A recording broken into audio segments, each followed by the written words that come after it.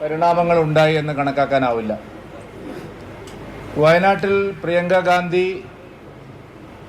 വലിയ ഭൂരിപക്ഷത്തോടെ വിജയിച്ചു എന്നുള്ളത് സംസ്ഥാന രാഷ്ട്രീയത്തിൽ എന്തെങ്കിലും ഒരു മാറ്റത്തിന് കാരണമാവുന്ന ഫലമല്ല.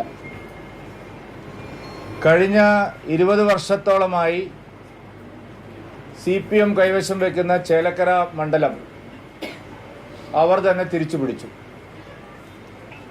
കഴിഞ്ഞ 15 വർഷമായി UDF കൈവശം വയ്ക്കുന്ന പാലക്കാട് മണ്ഡലം അവർ നിലനിർത്തി എന്നുള്ളതും ഒരു വലിയ പ്രത്യേകതയായിട്ട് കണക്കാക്കേണ്ട ആവശ്യമില്ല. പാലക്കാട് ഭാരതീയ ജനതാ പാർട്ടി ദേശീയ ജനാധിപത്യ സഖ്യം വിജയിക്കാൻ കഴിയുമെന്നുള്ള പ്രതീക്ഷയിൽ തന്നെയാണ് മത്സരിച്ചത്. പക്ഷേ സംസ്ഥാനത്തെ ഉപതെരഞ്ഞെടുപ്പുകളുടെ ഫലം നിങ്ങൾ പരിശോധിച്ചാൽ നെയ്യാറ്റിൻകരയിലും അരുവിക്കരയിലും ഒഴിച്ച്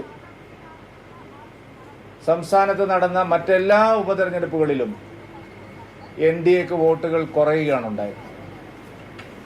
അത് ശ്രീധരൻപിള്ള സാർ മത്സരിച്ച ചെങ്ങന്നൂർ ഉപതെരഞ്ഞെടുപ്പായാലും തുടർന്ന് ഇങ്ങോട്ടുള്ള എല്ലാ ഉപതെരഞ്ഞെടുപ്പുകളും, വട്ടിയൂർക്കാവിൽ ശ്രീ കുമ്മനം രാജശേഖരൻ മത്സരിച്ച സമയത്ത് 55,000-ഓളം വോട്ടുകൾ കിട്ടിയപ്പോൾ പക്ഷെ അവിടെ പിന്നീട് നടന്ന ഉപതെരഞ്ഞെടുപ്പിൽ ഏതാണ്ട് 27,000 വോട്ടുകളാണ് ലഭിച്ചത്. ശ്രീ O രാജഗോപാലിന് 2,35,000 വോട്ട് തിരുവനന്തപുരം ലോക്സഭയിൽ ലഭിച്ചപ്പോൾ തൊട്ടടുത്ത് നടന്ന ലോക്സഭ ഉപതെരഞ്ഞെടുപ്പിൽ വെറും 35,000 വോട്ടുകൾ മാത്രമാണ് BJPക്ക് കിട്ടിയത്. സംസ്ഥാനത്തെ ഉപതെരഞ്ഞെടുപ്പുകളുടെ ചരിത്രം നോക്കിയാൽ എല്ലാ ഘട്ടങ്ങളിലും അങ്ങനെയാണ്.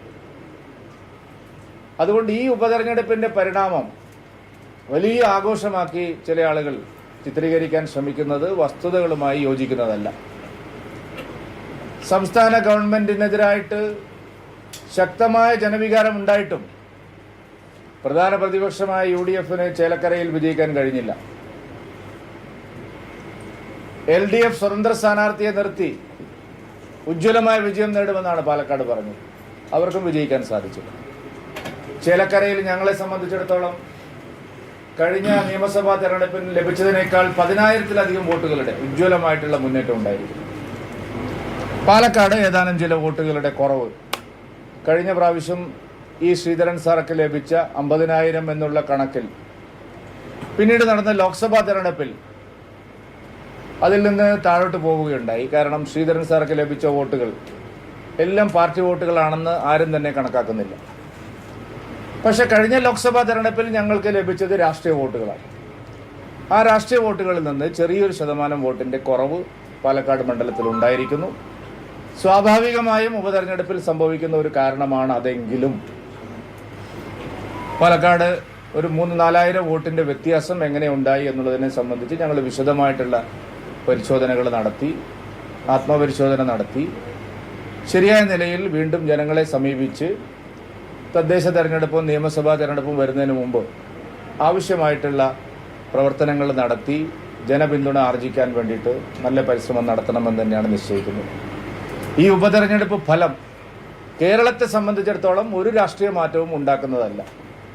ഉപതെരഞ്ഞെടുപ്പിൽ LDF ജയിച്ചാലും UDF ജയിച്ചാലും ഇവിടെ ഭരണമാറ്റം ഉണ്ടാവുന്നില്ല, എന്തെങ്കിലും പുതിയ സംഭവ വികാസങ്ങൾ ഉണ്ടാവുന്നില്ല. പക്ഷെ ഞങ്ങൾ മുന്നോട്ട് വെച്ച രാഷ്ട്രീയം SDP അടക്കം, ജമാഅത്തെ ഇസ്ലാമി അടക്കം, പോപ്പുലർ ഫ്രണ്ടിനെ അടക്കം കൂട്ടുപിടിച്ച് UDF നടത്തിയ പരിശ്രമങ്ങൾ, അതിനെ പ്രതിരോധിക്കാൻ LDF നടത്തിയ വർഗീയ പ്രചാരണങ്ങൾ, ഇതിനെല്ലാം ശരിയായ നിലയിൽ തെരഞ്ഞെടുപ്പിൽ ചർച്ചയാക്കാൻ ഞങ്ങൾ ശ്രമിച്ചിട്ടുണ്ട്.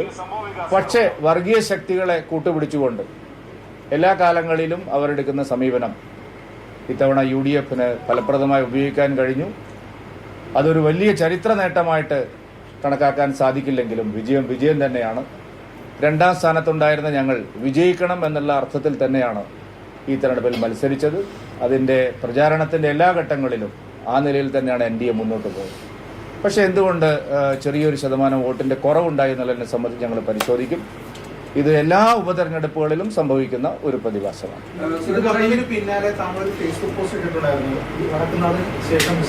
അല്ല, അതിപ്പോ തെരഞ്ഞെടുപ്പിന്റെ കാലത്ത് എല്ലാ പാർട്ടികളും അങ്ങനെ തന്നെയല്ലേ. നിങ്ങൾ ഗോവിന്ദൻ എന്താണ് പറഞ്ഞത്?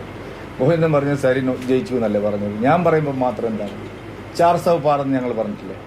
അത് എല്ലാ തെരഞ്ഞെടുപ്പിലും അങ്ങനെയാണ്. അത് തെരഞ്ഞെടുപ്പിൽ ജനങ്ങളുമായിട്ട് സംവദിക്കുന്നവരെല്ലാവരും ചേലക്കര പിടിച്ചടക്കുന്നല്ലേ സുധാകരനും വി ഡി സതീശനും പറഞ്ഞു. എന്റെ കാര്യത്തിൽ മാത്രം എന്താണ് നിങ്ങൾ ചോദിക്കുന്നത്? ഇലക്ഷൻ അതൊക്കെ ഞാൻ അന്ന് തന്നെ ഞാൻ ഇതിലൊന്നും മറുപടി പറഞ്ഞിട്ടില്ല. അല്ല, നിങ്ങൾ വേറെ എന്തെങ്കിലും മറ്റാരെങ്കിലും പറഞ്ഞ കാര്യങ്ങൾ എന്താ സംശയമുള്ളത്? ഇവിടെ നടന്നിരിക്കുന്നത് അതിഭീകരമായിട്ടുള്ള വർഗീയ ശക്തികളുമായി കൂട്ടുചേർന്നുള്ള ഒരു തെരഞ്ഞെടുപ്പ് പ്രചാരണം. അത് കോൺഗ്രസ് പലപ്പോഴും പരീക്ഷിച്ച് വിജയിക്കുന്നതാണ്. പക്ഷെ ആ കോൺഗ്രസിനിപ്പോ മഹാരാഷ്ട്രയിൽ സംഭവിച്ചത് നിങ്ങൾ കണ്ടില്ലേ? അവിടെ കോൺഗ്രസ് പാർട്ടിക്ക് എത്ര സീറ്റ് കിട്ടിയിരിക്കുന്നു? അപ്പൊ ഇതൊക്കെ തെരഞ്ഞെടുപ്പിൽ ഇത്തരം ഭീകരവാദ ശക്തികളെയും വർഗീയ ശക്തികളെയും ഒക്കെ പ്രോത്സാഹിപ്പിച്ച് തെരഞ്ഞെടുപ്പ് പ്രചാരണം നടത്തുന്നവർക്ക് അധികകാലം അത് മുന്നോട്ട് കൊണ്ടുപോകാൻ കഴിയില്ല. ഞാൻ പറഞ്ഞില്ല, SDPI PFI ആണല്ലോ തെരഞ്ഞെടുപ്പ് കമ്മിറ്റി ഓഫീസ് തന്നെ നിയന്ത്രിച്ചത്. ഇന്ന് അവരുടെ പ്രകടനം നിങ്ങൾ കണ്ടില്ലേ? ഇതെല്ലാം വളരെ വ്യക്തമാണ്. പക്ഷേ ഇത് ആദ്യം തന്നെ പ്രകടനം നടത്തിയ അവരാണല്ലോ. ഞങ്ങളുടെ ഓഫീസിലേക്ക് വന്നിട്ടില്ല. അത് ചിലപ്പോൾ വേറെ എന്തെങ്കിലും കാരണം കൊണ്ടായിരിക്കും. പക്ഷെ CPMന്റെ ഓഫീസിലേക്ക് പോയിരിക്കുന്നു. PFIനെ ഉപയോഗിച്ചാണ് വി ഡി സതീശൻ ഇവിടെ ഈ പ്രചാരണങ്ങളെല്ലാം നടത്തിയത്. പക്ഷെ അത് പാലക്കാടിനെ സംബന്ധിച്ച് ഒരു പോളറൈസേഷൻ ഉണ്ടാക്കാൻ അവർക്ക് സാധിച്ചു. LDF നടത്തിയ അതിനെതിരായിട്ട് നടത്തിയ ചില പ്രചാരണങ്ങൾ അത് തിരിച്ചടിയായോ എന്നുള്ള സംശയവും ഞങ്ങൾക്ക്.